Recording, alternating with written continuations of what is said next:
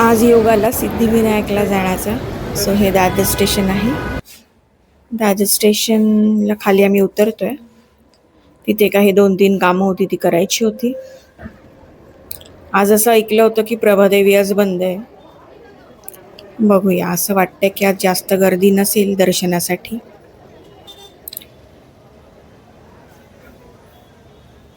हा दादर एरिया आहे. आमचं काही काम होतं तिथे स्टेशनला एका दुकानात, ते आम्ही केलं आणि आता आम्ही पुढे जात आहोत.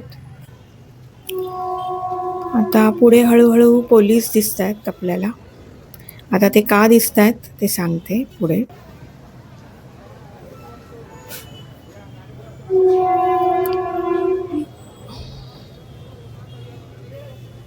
इथे तुम्हाला काही अनाउन्समेंट ऐकू येतील.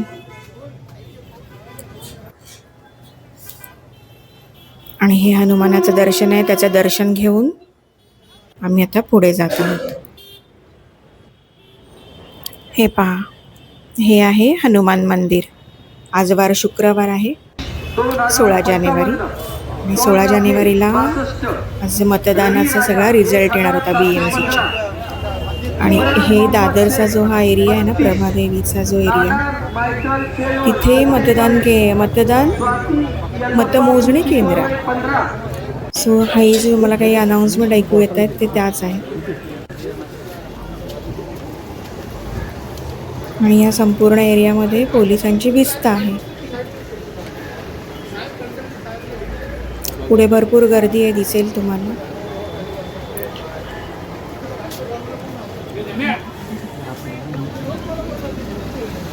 मतमोजणी केंद्र आहे इथे दादर, म्हणून इथे अशी पोलिसांची भिस्त आहे. चॅनलला सबस्क्राईब केलं नसेल तर माझ्या गंमत लाईव्ह या चॅनलला जरूर सबस्क्राईब करा. आज प्रभादेवी बंद आहे म्हणून ही अशी पोलिसांची भिस्त आहे.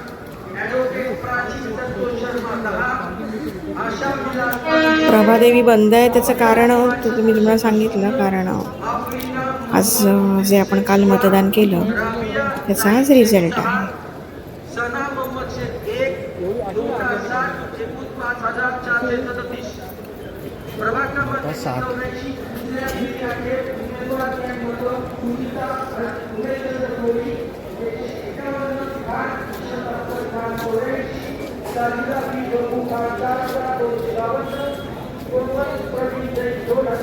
Just look at the rush.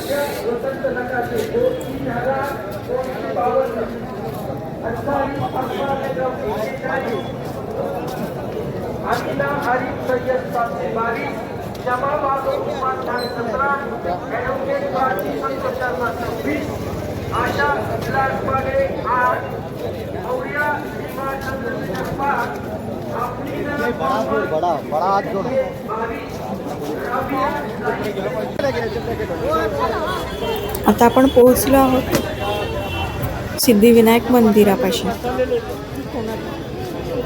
आता मी जाते आतमध्ये.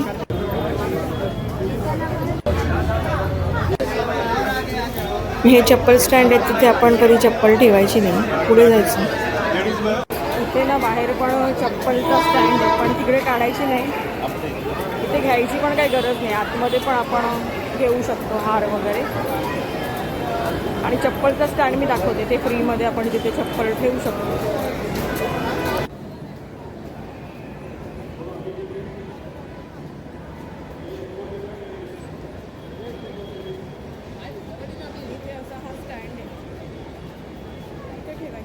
हा एक चप्पल स्टँड आहे.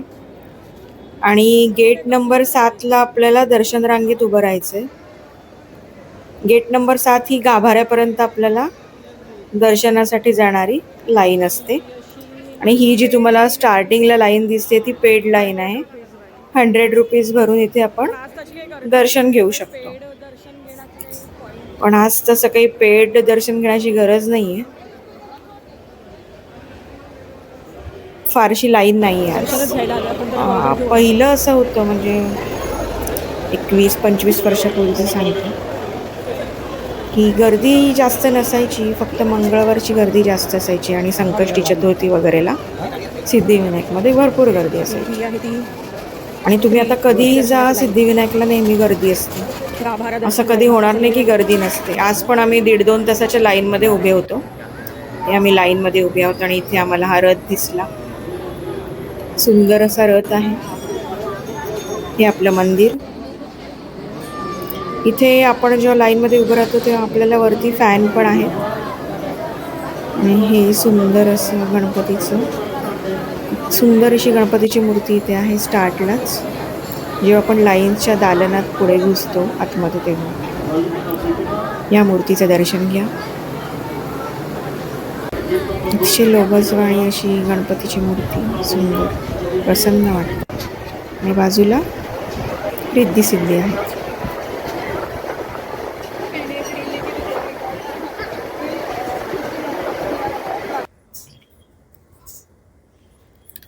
आणि आतमध्ये कॅमेरे अलाव नाही आहेत, तुम्हाला सगळ्यांना माहितीच आहे. सो आम्ही दर्शन घेतलं सिद्धिविनायकाचं आणि आता आम्ही ॲक्वालाईन, मी कधी ॲक्वालाईनने गेले नव्हतो, तर म्हटलं आता ॲक्वालाईन ट्राय करून आपण परतीचा प्रवास करूया. सो ॲक्वालाईन आहे इथे, ICSA लोंबार्ड सिद्धिविनायक मंदिर असं हे स्टेशनचं नाव आहे. आणि खूप आतमध्ये आहे ते, बेसमेंटमध्ये. असे 4-5 जिने खाली उतरून आपण खाली जातो एकदम आतमध्ये. मी खूप सुंदर आहे, म्हणजे मी खूप सारे देश फिरले आहे, त्याच्यामधले मेट्रो बघितले. आणि ही मेट्रो भरपूर स्पेशियस आणि ॲम्बियन्स पण खूप छान आहे.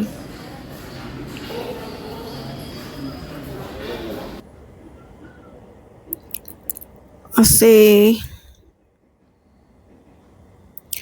2 लॉंग जिने उतरून आता आपण खाली आलोय. खूप खाली आहे. ॲक्वालाईन आहे ना ही. एस्केलेटर आहे.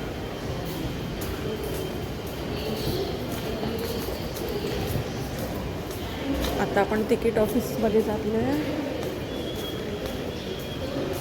इथे तुम्हाला इंडिकेटर्स, ते मॅप्स आहेत. आमच्या भांडूपसाठी पण आहेच की तिकीट ऑफिस. इथे तिकीट ऑफिस आहे. आता आपण तिकीट ऑफिसला जातो, तिकीट कार्यालय. सो हे असं तिकीट मिळालं. आम्ही चाललोय मरोळ नाक्याला. सो आता आम्ही आहोत मेट्रो आणि मरोळ नाक्यावरून आम्ही परत ब्लू लाईनने वर्सोवा घाटकोपर पकडून, म्हणजे घाटकोपरला येऊन पुन्हा जातोय सेंट्रल लाईनने आम्ही आमच्या घरी जाणार होतो. असा आम्हाला प्रवास करायचा होता, कारण आम्ही कधी मेट्रो लाईन, मुंबईची मेट्रो लाईनने आम्ही कधी जाण्याचा असा योग आला नव्हता. माझ्या विदर्भाच्या टूरचे, म्हणजे जे आम्ही समृद्धी महामार्गाचा जो प्रवास करतोय त्याचे टूरचे पूर्ण व्हिडिओ, त्याच्या ट्रिपचे पूर्ण व्हिडिओ राहिले आहेत. 2 व्हिडिओ माझे पेंडिंग आहेत, 2 ते 3 व्हिडिओ. ते लवकरच तुमच्या मनोरंजनासाठी येतीलच, तर ते बघा. आणि चॅनलला सबस्क्राईब करा, व्हिडिओला लाईक करा, शेअर करा आणि कमेंट करा. थँक्यू.